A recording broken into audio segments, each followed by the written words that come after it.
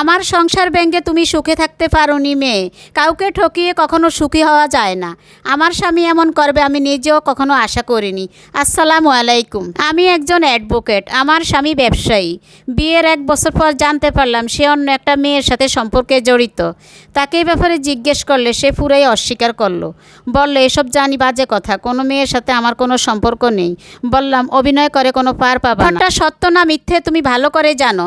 জানি বলেই তো বলছি এসব মিথ্যে। যাদের কাছ থেকে এসব শুনেছ জেনেছ তারা আমার ভালো চায় না। আমিও চোখের দিকে তাকালাম এবং স্পষ্ট বুঝতে পারলাম সে মিথ্যে বলছে। বললাম বেশি চালাকি করো না, জানোই তো অতি চালাকের গলায় দড়ি পড়ে।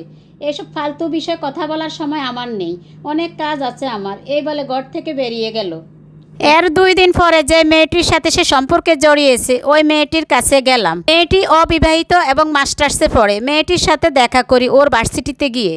প্রাথমিক কিছু কথা বলার পরে মেয়েটিকে সরাসরি বললাম, আপনি যেই পুরুষের সাথে সম্পর্কে জড়িয়েছেন আমি তার বিবাহিত স্ত্রী। খানিক হলো আমাদের বিয়ে হয়েছে।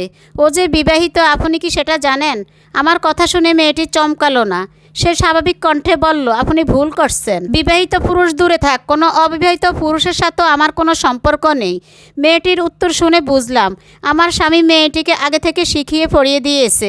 আমার স্বামী চরিত্রহীন ধোঁকাবাজ। আপনি কি জানেন ধোঁকাবাজের সাথে সংসার করে তো কোনোদিনও সুখী হবেন না।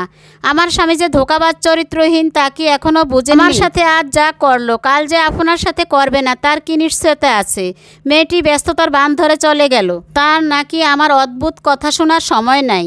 মেয়েটি যখন চলে যাচ্ছিল পিছন থেকে বললাম, আপনি ভুল করছেন, বিরাট ভুল করছেন।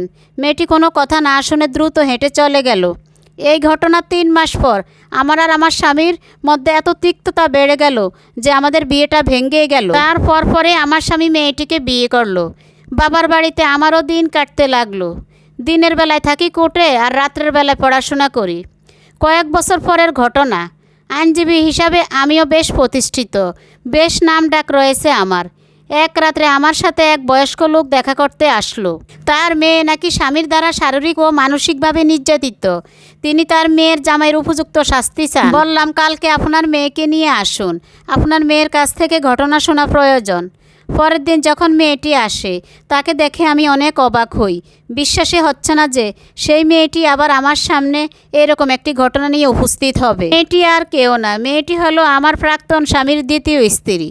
সেই দিনের সেই মেয়েটি, তাকে আমি কত নিষেধ করেছিলাম যেন সে আমার প্রাক্তন স্বামীকে বিয়ে না করে। মেয়েটি আমার সামনে এসে মাথা নিচু করে বলল সে নাকি আমাকে খুঁজে বের করেছে আমার প্রাক্তন স্বামীকে তার উপযুক্ত শাস্তি দিতে। এখন আমরা দুজনে মিলে আমার প্রাক্তন স্বামীর বিরুদ্ধে কেস লড়ছি।